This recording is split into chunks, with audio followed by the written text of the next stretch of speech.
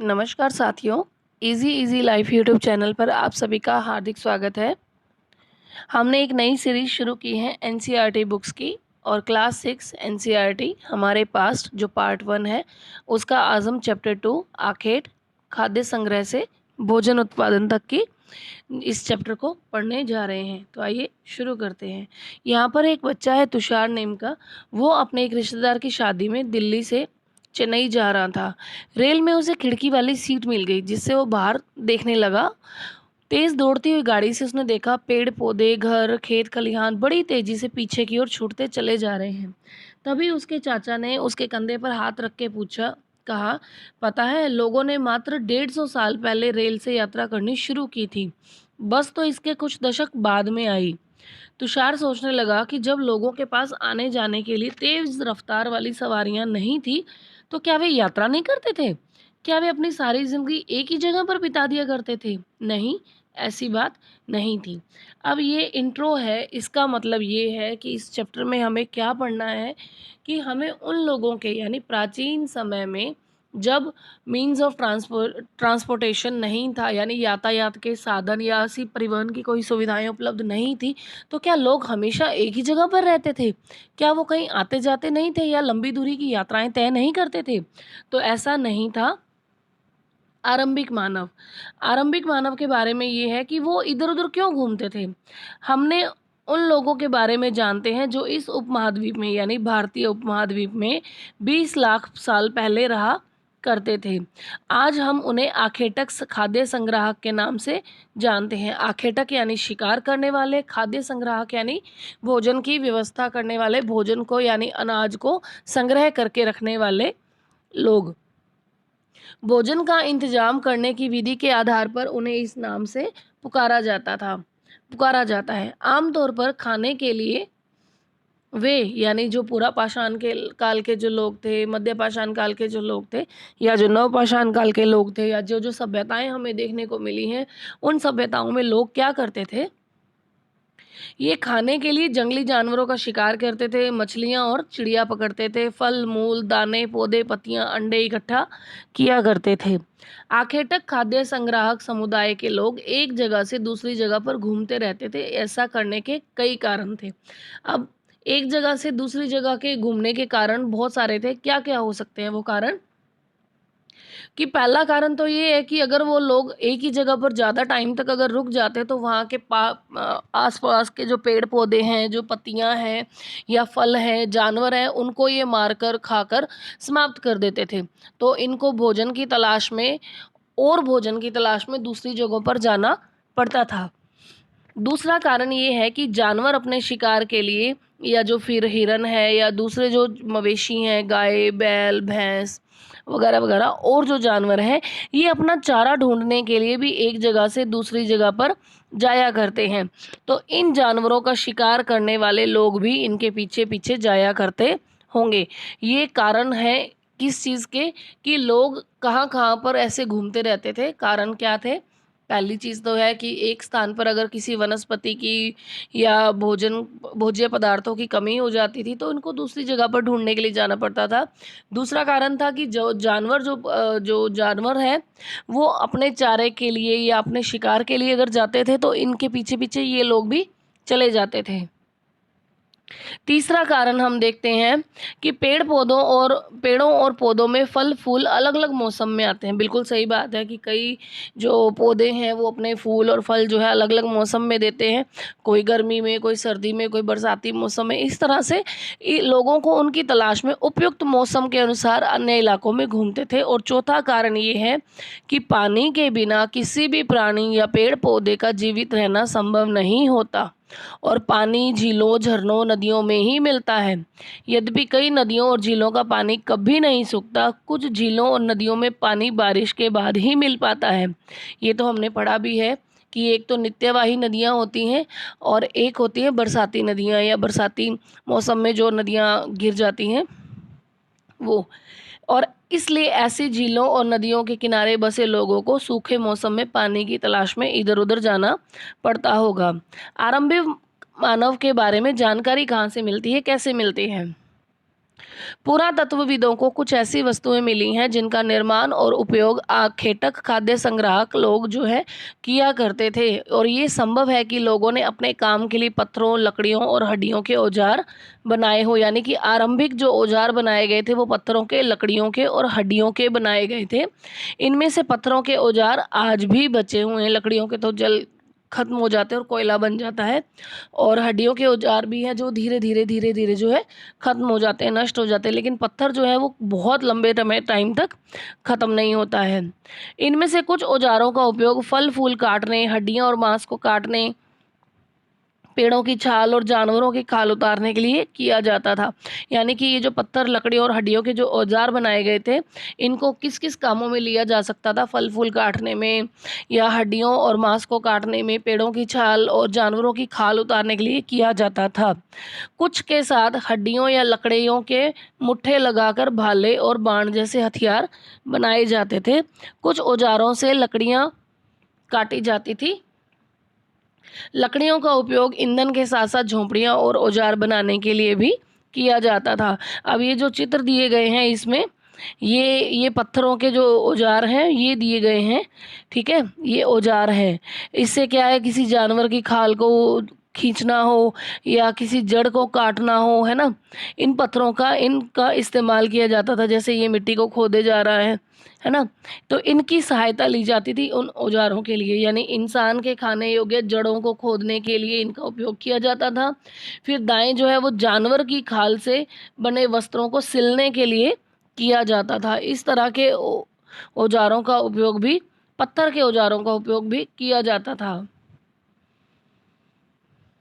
अब है रहने की जगह निर्धारित करना। अब हम एक मानचित्र देखने वाले हैं। इसमें लाल त्रिकोण वाले निशान जो हम स्थल देखेंगे, ये वो पूरा स्थल है, प्राचीन स्थल है, जो आखेटक खाद्य संग्राहकों के होने के प्रमाण मिलते हैं। इनके अलावा भी कई स्थानों पर आखेटक खाद्य संग्राहक रहते थे। मानचित्र में सिर्फ कुछ गिने चुने स्थान ही चिन्हित किए गए हैं। कई पुरास्थल नदियों और झीलों के किनारे पाए गए हैं।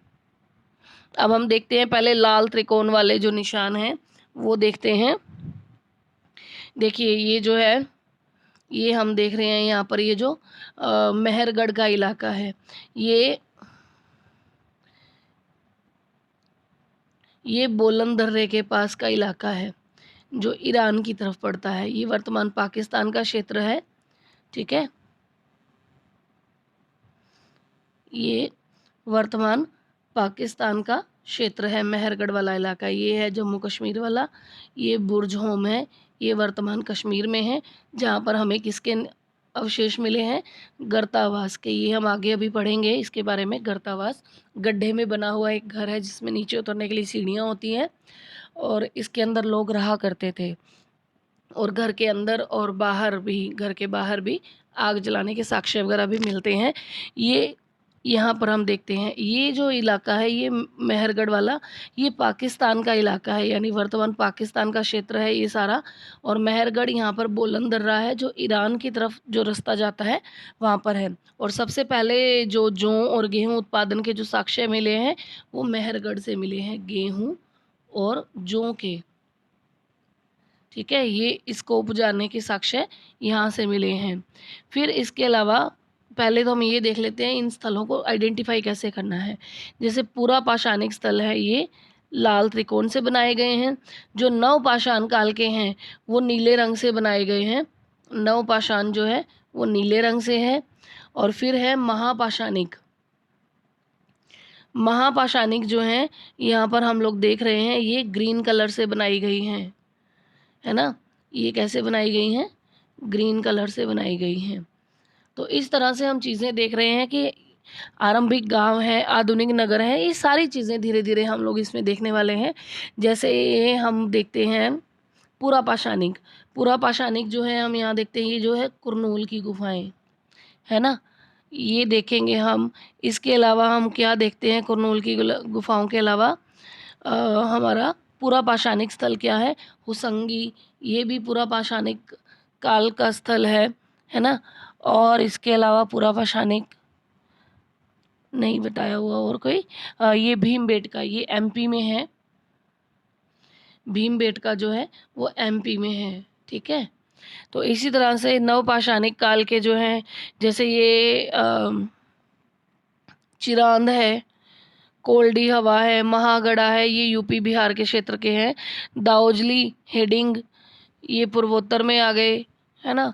और ये जो इनाम गांव है, ये आरंभिक गांव है, यहाँ पे देखने को मिलते हैं। महापाषाणिक पूरा स्थल जो है वो ब्रह्मगिर में, आदि चनलूर में, यहाँ पर हमें आरंभिक गांव जो है वो देखने के मिलते हैं। ये जो सभ्यताओं से रिलेटेड हम पढ़ते हैं, आगे आगे हम इसके बारे में डिटेल पढ़ने वाले हैं। तो आगे देखिए,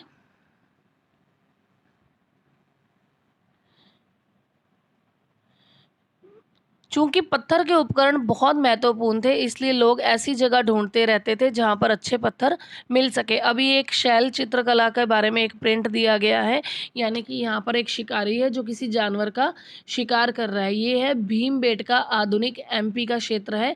इस पूरा स्थल पर गुफाएं और कंदराएं मिली हैं। लोग इन गुफाओं में इसलिए रहते थे क्योंकि यहाँ उन्हें बारिश, धूप और हवाओं से राहत मिलती थी। ये गुफाएं नर्मदा घाटी के पास है। फिर हम देखते हैं, जिन जिन गुफाओं में लोग रहते थे उनमें से कुछ की दीवारों पर चित्र मिले हैं। इनमें से कुछ सुंदर उदाहरण मध्य प्रदेश और दक्षिणी उत्तर प्रदेश की गुफाओं से मिले चित्र हैं। इनमें जंगली जानवरों का बड़ी कुशलता से सजीव चित्रण किया गया है। अब ये देखिए, ये प्राचीन गुफाएं हैं, शैलाश्रय हैं, जिसके अंदर बहुत सारे ऐसे जो चित्र हैं हमें देखने को मिलते हैं। अब हम देखते हैं कि पुरा स्थल किसे कहते हैं। पुरा स्थल उस स्थान को कहते हैं जहां औजार, बर्तन, इमारत जैसी वस्तुओं के अवशेष मिलते हैं। ऐसी वस्तुओं का निर्माण लोगों ने अपने काम के लिए किया था और बाद में वे उन्हें वहीं छोड़ गए। ये जमीन के ऊपर, अंदर, कभी कभी समुद्र और नदी के तल में भी पाए जाते हैं। इन पुरास्थलों के बारे में हमें आगे के चैप्टर्स में बताया जाएगा। पुरास्थल के बारे में हम सिर्फ इतना देखते हैं अभी कि वो स्थान जहाँ से हमें औजार, बर्तन और इमारतों की जैसे अवशेष मिलते हैं, वो पूरा स्थल कहलाते हैं। और इन चीज़ों का उपयोग किस लिए किया जाता था? क्योंकि वहाँ पर जो लोग रहते थे वो इनका इस्तेमाल करते थे और इनका निर्माण करते रहते थे, और बाद में ये उन्हें वहीं पर छोड़कर चले जाते हैं। ठीक है। अब आग की खोज। आग की खोज जो है ये बहुत इम्पॉर्टेंट खोज रही है मानव इतिहास की। अगर हम बात करें, आग की खोज जो है वो मानव इतिहास की सबसे अच्छी खोज कही जा सकती है। अब हमें ये कहा गया कि अभी जो हमने मानचित्र देखा था उसमें कुरनूल गुफा ढूंढो। कुरनूल गुफा जो है वो ये आंध्र प्रदेश में है, यानी कि वर्तमान आंध्र प्रदेश में कुरनूल की गुफाएं देखने को मिलते हैं। ये कुरनूल तहसील ही है आंध्र प्रदेश की, वहाँ पर ये कुरनूल की गुफाएं मिलती हैं। और यहाँ पर जो नदी है, यहाँ पर ये जो नदी है वो कौन सी है? तुंगभद्रा नदी के किनारे पर हमें ये देखने को मिलती है। यहाँ पर हमें राख के अवशेष मिलते हैं, इसलिए कुरनूल की गुफाएं काफ़ी इम्पोर्टेंट हो जाती हैं कि यहाँ पर राख के अवशेष हमें मिलते हैं।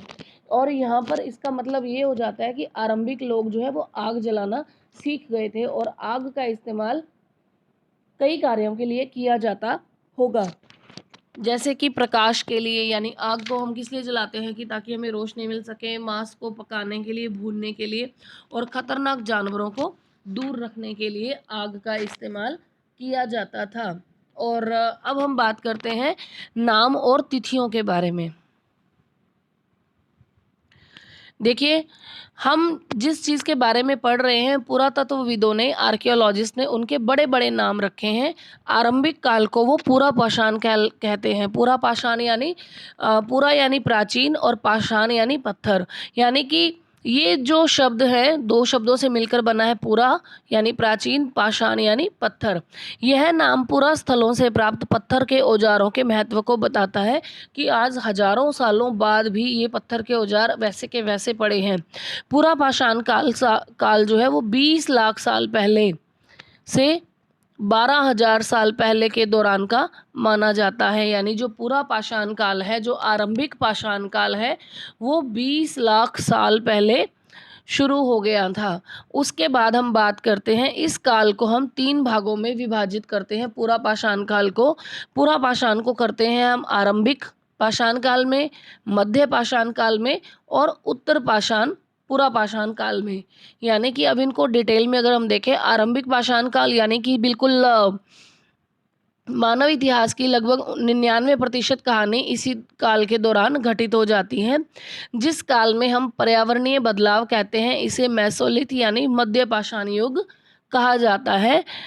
इसका समय लगभग 12,000 साल से लेकर पहले से लेकर 10,000 साल पहले तक का माना जाता है।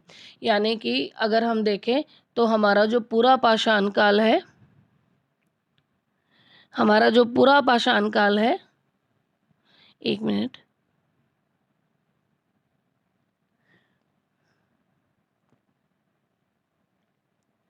जो पूरा पाषाण काल है हम इसे 3 भागों में कैटेगराइज करते हैं, 1, 2 एंड 3। अब इसमें एक आता है हमारा आरंभिक काल, आरंभिक पूरा पाषाण काल या आरंभिक पाषाण काल, ठीक है। फिर दूसरा है हमारा मध्य पाषाण काल,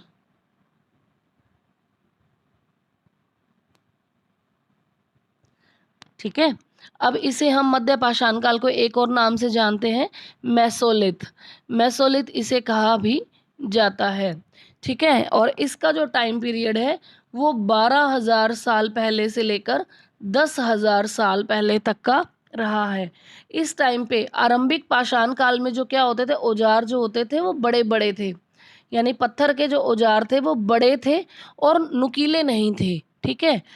जैसे भी उनको मिला उसको यूज़ करना उन्होंने शुरू कर दिया था। लेकिन मध्य पाषाण काल में जो औजार थे वो थोड़े नुकीले थे और थोड़े छोटे थे, यानी कि औजार जो है वो थोड़े छोटे और नुकीले थे, नुकीले। इसका मतलब ये क्या है कि इनको ये थोड़ी टेक्निक आ गई थी कि कैसे औजारों को बनाया जाता है और कैसे उसको इस्तेमाल किया जाता है। और इन औजारों को हम क्या कहते थे, माइक्रोलिथ। क्या कहते थे, माइक्रोलिथ कहा जाता था, ठीक है। ये एक तरह से बसने की प्रक्रिया का आरंभ था, यानी कि लगभग 12,000 साल पहले से 10,000 साल पहले तक मानव ने एक जगह पर बसना शुरू कर दिया था। और इसे हम लघु पाषाण यानी माइक्रोलिथ जो औजार हैं हम इसे लघु पाषाण भी कहते हैं, ठीक है। इस काल के पाषाण औजार आमतौर पर बहुत छोटे होते थे, इन्हें माइक्रोलिथ यानी लघु पाषाण कहा जाता है। प्राय इन औजारों में हड्डियों या लकड़ियों के मुट्ठे लगे हंसिया और आरी जैसे औजार मिलते थे। साथ साथ पूरा पाषाण युग वाले औजार भी इस दौरान बनाए जाते रहे, यानी कि औजार जरूर बनते रहे हैं, चाहे वो पूरा पाषाण काल से यूज होते आ रहे थे या इस युग में मध्य पाषाण काल में जो नए औजार जो नुकीले छोटे औजार बन रहे थे वो भी कंटिन्यू ट्रेंड में रहे, यानी कि प्रचलन में रहे। फिर है अगले युग की शुरुआत जो होती है, यानी कि जिसे हम नव पाषाण काल कहते हैं या जिसे हम उत्तर पाषाण काल भी कहते हैं। नव पाषाण काल या उत्तर पूरा पाषाण काल, उत्तर पूरा पाषाण काल या हम इसे नव पाषाण युग कहते हैं। इसकी शुरुआत जो है ये 10,000 साल पहले से होती है। अब हमने कुछ स्थानों के नाम हमें इस चैप्टर में दिए गए हैं और आगे भी हम उन चैप्टर्स को पढ़ने वाले हैं, लेकिन हमें ये नहीं पता है कि एक्चुअल में उन चीज़ों स्थानों को या उन चीज़ों को पहले क्या कहा जाता था। हमने आज उन चीज़ों को हमारी समझ के अनुसार, हमारे जो पुरातत्वविदों ने अपनी समझ के अनुसार उसको नामकरण उसके किए हैं। अब हम बात करते हैं बदलती हुई जलवायु के बारे में। बदलती हुई जलवायु के बारे में पढ़ते हैं। लगभग 12,000 साल पहले दुनिया की जलवायु में बड़े बदलाव आए, गर्मी बढ़ने लगी। इसके परिणाम स्वरूप कई क्षेत्रों में घास वाले मैदान बनने लगे, जिससे हिरन, बारहसिंगा, भेड़, बकरी, गाय जैसे उन जानवरों की संख्या बढ़ गई जो घास खाकर जिंदा रह सकते हैं। जो लोग इन जानवरों का शिकार करते थे वो भी इनके पीछे पीछे आ गए और इनके खाने पीने की आदतों और प्रजनन को भी वो समय के साथ जानकारी हासिल उसकी करने लगे, यानी कि जैसे जैसे लोग इन जानवरों के पीछे पीछे भागते हुए नए मैदानों की तरफ बढ़ रहे थे, तो वहाँ पर इन्होंने इन तरह के जानवरों को पालतू बनाना शुरू कर दिया। उन्होंने खाने पीने की आदतों और इनके प्रजनन के समय को जानना सीखा, जिससे हो सकता है कि तब जो लोग हैं इन जानवरों को पकड़कर अपनी ज़रूरत के अनुसार पालने की बात सोचने लग गए हों। इस काल में मछली भी महत्वपूर्ण भोजन का स्रोत जो है बन गई थी। अब है खेती और पशुपालन की शुरुआत। इस दौरान उपमहाद्वीप के भिन्न भिन्न इलाकों में गेहूं, जौ, धान जैसे अनाज प्राकृतिक रूप से उगने लगे थे, और शायद महिलाओं, बच्चों, पुरुषों ने इन अनाजों को भोजन के लिए बटोरना शुरू कर दिया गया था। साथ ही ये लोग ये भी सीखने लगे होंगे, अब ये सारा एक अनुमान है, ऐसा हुआ होगा, ऐसा कर रहे होंगे या ऐसा करने लगे होंगे, ये सारा हमारा एक अनुमान है। It is completely N anticipation of the archaeologist. उन सब ने जो इन जगहों पर खोज की है, ये सब उनके अनुमान है। एक्चुअल में क्या था क्या नहीं था वो तो अतीत के गर्त में ही है, ठीक है, गर्भ में ही है वो सारा। तो सिर्फ एक समझ के अनुसार इन चीज़ों को हम देखने की कोशिश कर रहे हैं।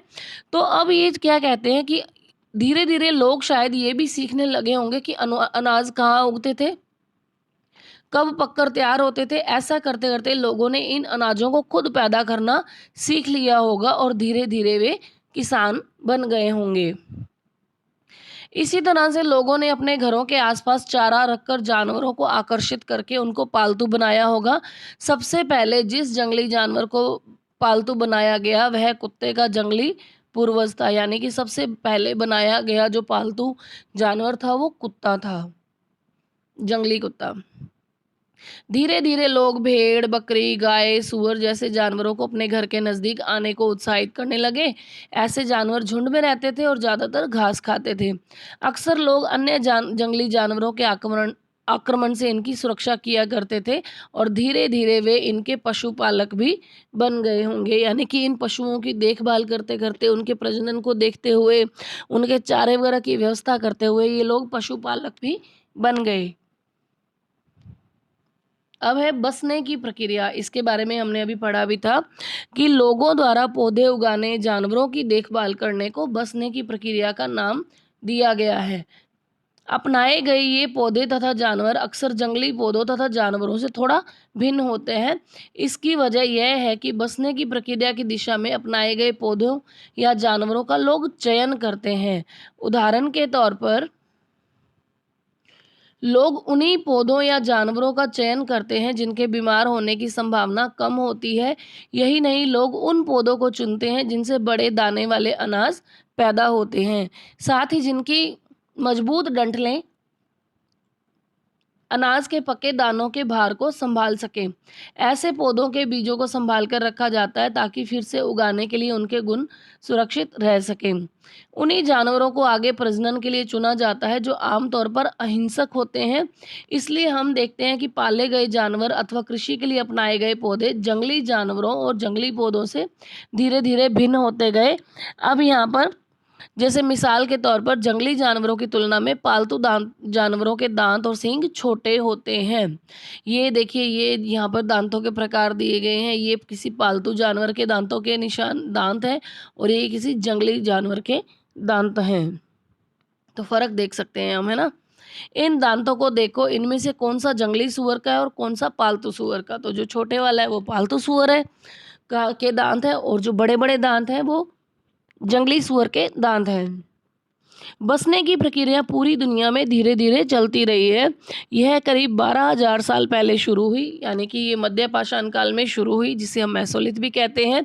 वास्तव में आज हम जो भोजन करते हैं वो इसी बसने की प्रक्रिया की वजह से है। कृषि के लिए अपनाई गई सबसे प्राचीन फसलों में गेहूं और जौ आते हैं। सबसे पहले पालतू बनाए गए जानवरों में कुत्ते के बाद भेड़, बकरी आते हैं। फिर से वही लाइनें रिपीट हो रही हैं। अब हम बात करते हैं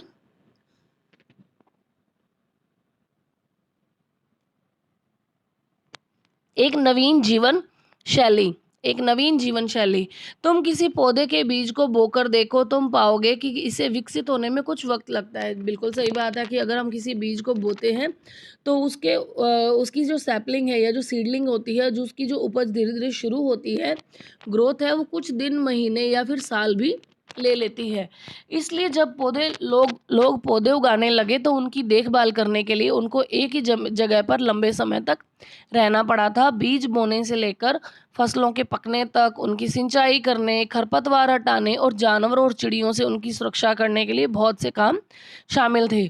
और सबसे इम्पोर्टेंट क्या था कि कटाई के बाद अनाज का उपयोग बहुत संभाल कर करना पड़ता था। अनाज को भोजन और बीज दोनों ही रूपों में बचाकर रखना आवश्यक था, इसलिए लोगों को उसके भंडारण की बात सोचनी पड़ी। बहुत से इलाकों में लोगों ने मिट्टी के बड़े बड़े बर्तन बनाए, टोकरियां बुनी या फिर जमीन में गड्ढा खोदा। क्या अब है जानवर, चलते फिरते खाद्य भंडार। जानवर जो है वो बच्चे देते हैं जिससे उनकी संख्या बढ़ती है। अगर जानवरों की देखभाल की जाए तो उनकी संख्या तो बढ़ती ही है, साथ ही उनसे दूध भी प्राप्त हो सकता है जो भोजन का एक अच्छा स्रोत है। यही नहीं, जानवरों से हमें मांस भी मिलता है। दूसरे शब्दों में पशुपालन भोजन के भंडारण का एक तरीका है। अब है आओ आरंभिक कृषकों और पशुपालकों के बारे में पता करें। अब हमने मानचित्र जो देखा था उसमें कई नीले रंग के वर्ग दिखाई दे रहे थे। इसमें से प्रत्येक बिंदु उस जगह को दर्शाता है जहां पुरातत्वविदों को शुरुआती कृषकों और पशुपालकों के होने के साक्ष्य मिले हैं। ये इस पूरे भारतीय उपमहाद्वीप में पाए गए हैं। इनमें से सबसे महत्वपूर्ण पश्चिमोत्तर क्षेत्र में यानी आधुनिक कश्मीर में और पूर्वी तथा दक्षिण भारत में पाए गए हैं। महत्वपूर्ण जो पश्चिमोत्तर क्षेत्र है वो मेहरगढ़ वाला आ जाता है। आधुनिक कश्मीर ये जो बुर्जहोम वाला है, और पूर्वी तथा दक्षिण भारत में पाए गए हैं। वास्तव में ये जो निर्दिष्ट यानी जो मैप में दिखाए गए स्थान है वो कृषकों और पशुपालकों की बस्तियां थी या नहीं, इसे जांचने के लिए वैज्ञानिक खुदाई में मिले पौधे और हड्डियों के नमूनों का अध्ययन करते हैं। इनमें से सबसे रोचक क्या है कि जले हुए अनाज के दानों के अवशेष हैं। ऐसा लगता है कि इन्हें गलती से या फिर जानबूझकर जलाया गया होगा। वैज्ञानिक इन अनाज के दानों की पहचान कर कर सकते हैं। इस तरह हमें पता चलता है कि इस उपमहाद्वीप के विभिन्न भागों में बहुत सारी फसलें उगाई जाती होंगी। वैज्ञानिक विभिन्न जानवरों की हड्डियों की पहचान भी कर सकते हैं। स्थायी जीवन की ओर, पुरातत्वविदों को कुछ पुरास्थलों पर झोंपड़ियां और घरों के निशान मिले हैं, जैसे बुर्ज होम जो वर्तमान कश्मीर में है के लोग गड्ढे के नीचे घर बनाते थे जिन्हें गर्तवास कहा जाता था। इसमें उतरने के लिए सीढ़ियां होती थी, इसलिए उन्हें ठंड के मौसम में सुरक्षा मिलती होगी। पुरातत्वविदों को झोंपड़ियों के अंदर और बाहर दोनों ही स्थानों पर आग जलाने की जगह मिली है। ऐसा लगता है कि लोग मौसम के अनुसार घर के अंदर या बाहर खाना पकाते होंगे। बहुत सारी जगहों से पत्थर के औजार भी मिले हैं। इनमें से कई ऐसे हैं जो पूरा पाषाण युगीन उपकरणों से भिन्न है, इसलिए इन्हें नव पाषाण युग का कहा जाता है। इनमें वे औजार भी हैं जिनकी धार को और अधिक पैना करने के लिए उन पर पॉलिश चढ़ाई जाती थी। ठीक है, मेसोलिथ जो एज था यानी कि जो मध्य पाषाणी युग था, इसमें छोटे औजार थे, नुकीले थे, जिसे हम माइक्रोलिथ कहते थे। इसमें लकड़ी के या हड्डियों के जो मुट्ठे हैं वो लगे होते थे। हंसियाँ थी, आरी थी, ये सब। लेकिन अब ये जो उत्तर पाषाण काल है यानी जो नव पाषाण काल है, इसमें औजारों की धार को और पैना बनाने के लिए इन पर पॉलिश चढ़ाई जाती थी। ओखली और मूसल का प्रयोग अनाज और वनस्पतियों से प्राप्त अन्य चीज़ों को पीसने के लिए किया जाता था। आज हजारों साल बाद भी हम ओखली और मूसल का प्रयोग अनाज पीसने के लिए करते हैं। उसी तरह से प्राचीन प्रस्तर युगीन औजारों का निर्माण और प्रयोग लगातार होता रहा। कुछ औजार हड्डियों से भी बनाए जाते थे। अब ये कुछ नवपाषाण काल के कुछ उपकरण हैं जो पत्थर हैं हथियार के तौर पर। ये देखिए इनको कितना नुकीला बनाया गया, इनके ऊपर पॉलिश भी हल्की हल्की सी जो कलरेशन है वो हमें दिखाई देता है। नवपाषाण युग के पुरस्थलों से कई प्रकार के मिट्टी के बर्तन मिले हैं। कभी कभी इन पर अलंकरण भी किया जाता था, डिजाइनिंग की जाती थी। बर्तनों का उपयोग चीज़ों को रखने के लिए किया जाता था। धीरे धीरे लोग बर्तनों का प्रयोग खाना बनाने के लिए भी करने लगे। चावल, गेहूं, दलहन जैसे अनाज अब हमारे आहार का यानी उस समय जो लोग थे उनके आहार का महत्वपूर्ण हिस्सा बन गए थे और इसके साथ साथ अब लोग कपड़े भी बुनने लगे थे। ठीक है, चावल, गेहूँ, दलहन जैसे अनाज आहार का महत्वपूर्ण हिस्सा बने और लोग कपड़े भी बुनने लगे। इसके लिए कपास जैसे आवश्यक पौधे उगाए जा सकते थे। फिर है, क्या ये परिवर्तन हर जगह एक साथ ही आए होंगे? नहीं, ऐसा नहीं होता। एक तरफ जहाँ कई जगहों पर स्त्री पुरुष शिकार और भोजन संग्रह का करने का काम करते थे, वहीं अन्य लोगों ने हजारों सालों के दरमियान धीरे धीरे खेती और पशुपालन को अपना लिया। बहुत जगह लोग मौसम के मुताबिक बदल बदल कर अपनी जीविका चलाया करते थे। अब हम देखते हैं मेहरगढ़ में जीवन मृत्यु। अब ये एक घर का सा जो नक्शा दिया गया है, देखिए इसे, जो 4 कमरे से हमें जो दिखाई दे रहे हैं, यहाँ दिखाई दे रहा है ना, ये एक घर के साक्ष्य हैं। ये मेहरगढ़ हमने देखा था प्राचीन समय में, सॉरी, जो मानचित्र भी देखा था, यह प्राचीन समय में ईरान जाने वाले सबसे महत्वपूर्ण रास्ते बोलन दर्रे के पास एक हरा भरा समतल स्थान है। मेहरगढ़ संभवतः वह स्थान है जहाँ के स्त्री पुरुषों ने इस इलाके में सबसे पहले जौ गेहूं उगाना और भेड़ बकरी पालना सीखा था। यानी कि जब आपसे क्वेश्चन पूछा जाता है वो ये है कि मेहरगढ़ कहाँ है, तो वो वर्तमान पाकिस्तान में बोलन दर्रे के पास का एक समतल हरा भरा इलाका है। और वहाँ के लोगों ने सबसे पहले क्या उपजाना शुरू किया, तो जौ और गेहूं उपजाना और भेड़ बकरी पालना इन्होंने सीखा था। फिर है, यहाँ पर विभिन्न प्रकार के जानवरों की हड्डियां भी मिली हैं। इसमें हिरन और सूअर जैसे जंगली जानवरों और भेड़ बकरी की हड्डियां हैं। अब ये क्या है, मेहरगढ़ में इसके अलावा चौकोर और आयताकार, यानी कि घर कैसे हैं, चौकोर और आयताकार घरों के अवशेष मिले हैं। प्रत्येक घर में 4 या उससे ज़्यादा कमरे हैं, जिसमें से कुछ संभवतः भंडारण के काम में आते होंगे। अभी भी आप कभी भी अगर किसी गांव में जाते हैं तो आपको घर ऐसे ही दिखाई देता है, यानी कि एक मेन डोर हो जाता है, तो यहाँ पर बड़े बड़े जो है वो कमरे बना दिए जाते हैं और ये बीच का जो चौक है वो ओपन रखा जाता है। एक तरफ कोई रसोई वगैरह सब बना दिए जाते हैं, ये सारा एरिया जो है वो ओपन रखा जाता है, खुला रखा जाता है। तो ये पहले भी ऐसा ही होता था। फिर है, मृत्यु के बाद सामान्यतः मृतक के सगे संबंधी उसके प्रति सम्मान जताते हैं। लोगों की आस्था है कि मृत्यु के बाद भी जीवन होता है, इसलिए कब्रों में मृतकों के साथ कुछ सामान भी रखे जाते थे। मेहरगढ़ में ऐसी कई कब्रें मिली हैं। एक कब्र तो ऐसी है कि एक मृतक के साथ एक बकरी को भी दफनाया गया था। संभवतः इसे परलोक में मृतक के खाने के लिए रखा गया होगा। ये कब्रों वाली बात हो गई है। तो ऐसा होता था पहले। और अगर आप हमारे अपने हिंदू धर्म के बारे में बात करें तो हमारे यहाँ पे भी जब किसी की मृत्यु होती है तो उसके मृत्यु से लेके कई दिन तक पूरे उसके रीति रिवाजों के साथ उसके अंतिम संस्कार से लेके उसके पूरे जो भोग जो डाला जाता है 12-13वां जो किया जाता है, 12-13 दिन तक पूरे रीति रिवाज के साथ में उसके लिए सारी मांगलिक पूजा की जाती है और सारे वो अनुष्ठान किए जाते हैं, क्योंकि कहा जाता है कि एक जीवन मरण के जो चक्र से मुक्त होकर उन्हें परमात्मा के घर तक एक लंबी यात्रा तय करनी होती है। तो उनके लिए उनके नाम पर कोई बिस्तर है, उनके उपयोग की जो वस्तुएं होती हैं, कपड़ा है, अनाज है, या जो चीज़ें वो पसंद किया करते थे, खाने पीने की चीज़ें होती थी, कपड़े पहनने की, अनाज की, कुछ वो सारी चीज़ें दान में दी जाती हैं। तो ये एक अलग अलग धर्म की अलग अलग मान्यताएं हैं। तो मेहरगढ़ में ऐसा था सॉरी, कि एक कब्र में एक मृतक के साथ एक बकरी को भी दफनाया गया था। संभवतः इसे परलोक में मृतक के खाने के लिए रखा गया होगा। अब ये है अन्यत्र। अब ये भारत के अलावा यानी भारतीय उपमहाद्वीप के अलावा हम एक चीज़ देखते हैं। देखिए ये कितना सुंदर एक चित्र हमें देखने को मिला है। अपनी एटलस में फ्रांस को ढूंढो। सबसे पहले सबके पास एटलस होनी ही चाहिए।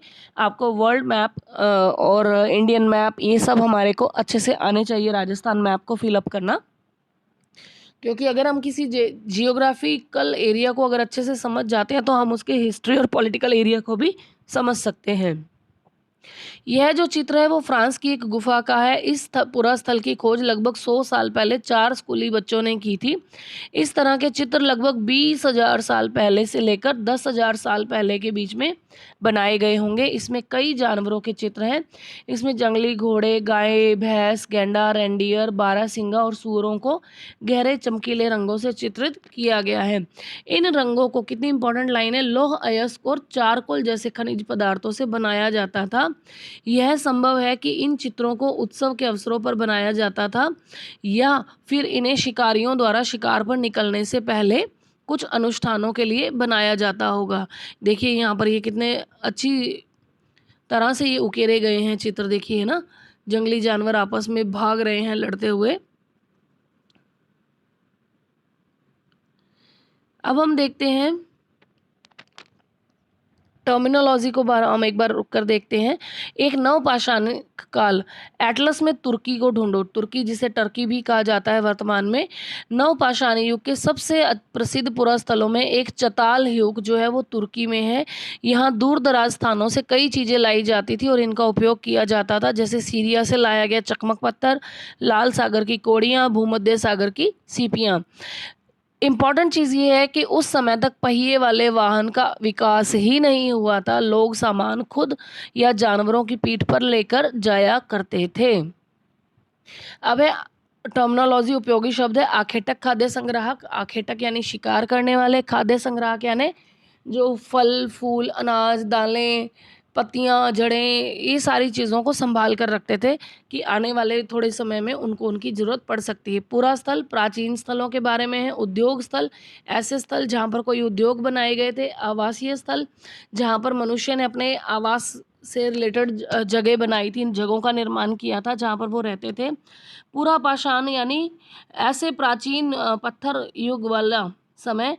और मध्य पाषाण काल ऐसा समय जब 12,000 साल पहले से 10,000 साल पहले तक का समय है, जब बसने की प्रक्रिया भी आरंभ हो चुकी थी।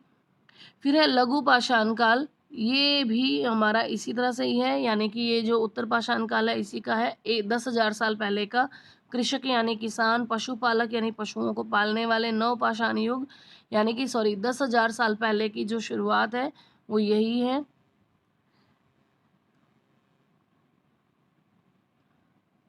आखेटक खाद्य संग्राहक गुफाओं में इसलिए रहते थे क्योंकि इनको जानवरों से सुरक्षा चाहिए होती थी, मौसम से बचने के लिए। घास वाले मैदानों का विकास कुछ 20,000 साल पहले के आसपास हुआ है। हमने यहाँ पर पढ़ा भी था कि घास वाले जो मैदान हैं वो कब आकर बनने शुरू हो गए थे।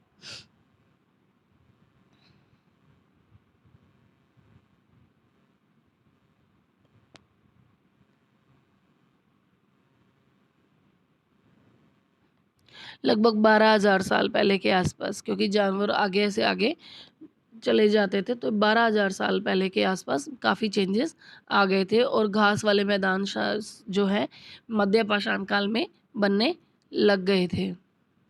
तो इस तरह से हमारा ये जो चैप्टर है वो आज यहाँ पर पूरा होता है। एक बार फिर से हम उस मैप को देख लेते हैं। एक बार मैप में हम जो जो क्षेत्र हैं उसको हम देख लेते हैं। ये वो शैलाश्रय हैं, गुफाएं हैं जहाँ पर प्रारंभिक मानवों के द्वारा बनाए गए शैल चित्र हमें देखने को मिलते हैं। अब ये मैप हम देखते हैं, कंसीडर करते हैं। अब ये जो ब्लू कलर के जो वर्ग में आकृतियाँ दी गई हैं, जैसे कोल्डिवा, महागढ़ा, चिरांद, ये यूपी बिहार का क्षेत्र है, ठीक है। और ये जो हुसंगी है ये कर्नाटक में है। ये पूरा पाषाण काल का जो एरिया है वो है, ठीक है। और इसके अलावा हम आगे भी पढ़ेंगे, काफ़ी अच्छी अच्छी चीज़ें हम इस चैप्टर से पढ़ने वाले हैं। तो आज के लिए इतना ही। जुड़े रहिएगा चैनल के साथ और चैनल को लाइक, शेयर और सब्सक्राइब करना ना भूलिएगा। एक दो चीज़ें और मैं इसमें आपको बता देती हूँ, वैसे वो आगे वाले टाइम पे हमें देखने को मिल जाएंगी कि महाराष्ट्र का एक जो एरिया है इसे हम पटने पुरास्थल के नाम से जानते हैं। यहाँ पर शुतुरमुर्ग के अंडों के अवशेष भी मिले हैं और इनमें से कुछ छिलकों पर चित्रांकन भी मिलता है, यानी और इन अंडों से मनके भी बनाए जाते थे। और ये जो हुसंगी वाला जो स्थान है पूरा पाषाण काल, ये वर्तमान में कर्नाटक में है। वर्तमान कर्नाटक का ये पार्ट है, ठीक है। और और इस चैप्टर में हमें लगभग यही सारी चीज़ें देखने को मिलती हैं जो बिल्कुल सिंपल है। बस इसमें हमें पूरा पाषाण काल, मध्य पाषाण काल और नव पाषाण काल के बारे में ही ज़्यादा ध्यान रखना है। तो आज के लिए इतना ही। जुड़े रहिए चैनल के साथ। चैनल को लाइक, शेयर और सब्सक्राइब करना ना भूलिए। अपना फीडबैक हमें कमेंट सेक्शन में ज़रूर दें। आज के लिए इतना ही। हार्दिक आभार।